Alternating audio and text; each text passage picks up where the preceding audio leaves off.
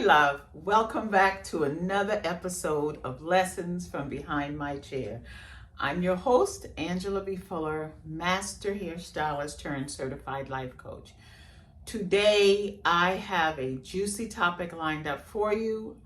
Today is First Sunday, and every first Sunday of every month, my episodes center around God's Word. Today, I'm going to be talking about courage. My. Courage. And it seemed like simply because I wanted to talk about courage, everything challenged me today in bringing this episode to you. I just couldn't get it together. I had some anxieties about it, I had some fear kind of bottled up within it. And what I notice is that most times when it comes to First Sunday, I get that feeling of uneasiness. And I guess because I take God's word so seriously, and I know how it has affected my life and transformed my life, I just want to get it right. But the only way for me to get it right is to read and study and share with you from my perspective, from my experience. I'm not a preacher. I'm not a pastor. I am not. I haven't gone to any schools of divinity, and yet I feel compelled to share with you God's word because it is a part of my life. It is a part of who I am, and if you all are going to spend every Sunday listening to me and getting knowledge from me and getting inspiration from me, I have to be willing to share different facets of me, even when I don't have it down pat, even when I am not courageous enough to bring it. I have to bring it anyway, because hey, that's just how life is. But before we dive in, I do have a pop question for you. And my pop question is this. How do you go about developing courage? Because courage is everything. It sets the stage on how we do a thing, on how we do the next thing, on how we feel about what we're doing. Courage allows us to go and move forward even when we're not certain. And that has been my struggle today. But you see, I'm here. I'm bringing my podcast to you. I'm bringing this episode to you. So guess who won? My courage won. So my question to you, how do you develop courage? I decided to go to the book of Exodus because in the book of Exodus, it talks so much about courage. There's so many events that occurred that all centered around courage because it's a record of the events of Israel's deliverance from Egypt and development as a nation. And listen, we know that took a lot of courage. And Moses exercised a tremendous amount of courage in moving the Israelites out of Egypt. The amount of courage that was necessary to make this happen is phenomenal. And sometimes that's what it takes for us to move our lives forward. It takes a tremendous amount of courage. Not courage in and of itself, but the courage to get started, because there's so many forces fighting against us to just take the first step. And so one thing I know for sure is that we do not move when God says move on our own accord.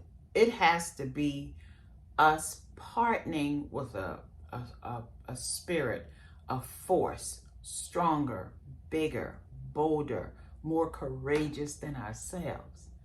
Because every time I try to make a move, just doing it on my own with the attitude of, I got this, I don't need nobody, I don't need no God to help me to move forward, I failed. I may have gotten started, but I failed. I may have gotten started, but I didn't gain any traction.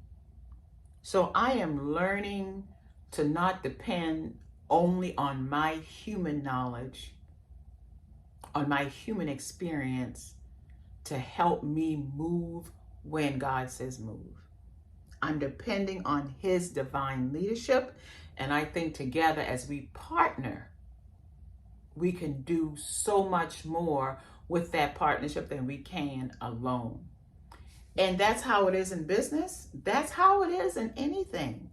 You know, sure, solo, you can get it done. But when you draw from other people's experience in the very same thing that you're trying to achieve, you can move mountains.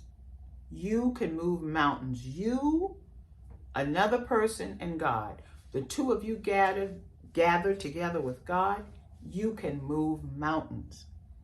Another thing I understand, I've grown to understand, that moves me forward when God says move is I ask God for His direction. I ask Him for help, and then I listen to His response. And sometimes it's okay to not move in the split second you hear it. Sometimes it does require allowing it to marinate within us. Sometimes we have to let that direction feel comfortable within us. And then we have to trust what we hear. We got to trust what we hear. We have to trust what we hear. And after we ask, we hear the response, we trust the response, then we got to go. We got to move. We also have to recognize where we are in developing our courage. Because like I said, it doesn't happen overnight. You know, there is going to be a period of growing pains. And in that period of growing pains, you've got complaints, you've got distractions, you've got doubts, you have unpleasant circumstances, but that's just a part of how it goes. That's just a part of the growth process. And we cannot let growth dominate our move and keep us stuck in the same place. We can't let that happen. We got to know that there's a gestation period for every aspect of our growth. And each aspect along that path, we have to pull different levels of courage. And then we've got to remember to understand, we got to remember that we are not moving on our own accord. Yes, it's required that we move. There's certain things that's required of us. But anytime you have a bold thing to accomplish, you know that it just didn't come from you. And there's a part of you that's going to try and tell you, what are you doing? This is not for you. What makes you think? What is your family going to think? What are your friends going to think? People are going to wonder, who are you trying to be? Who do you think you are? You're not thinking you're anybody special. You're being someone special. Because anytime you got a heavy task in front of you, one that's going to create change like you've never seen before, it's not about you thinking who you are. It's about being that person. And then once you start to be that person, it's like a force comes along and help you that you did not even know you had. And it's like you're opening yourself up to what's already yours. And you make that connection, and then it grows. And so we cannot ever let fear,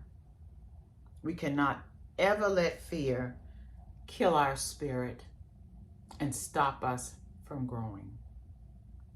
We have to understand that there's different levels of captivity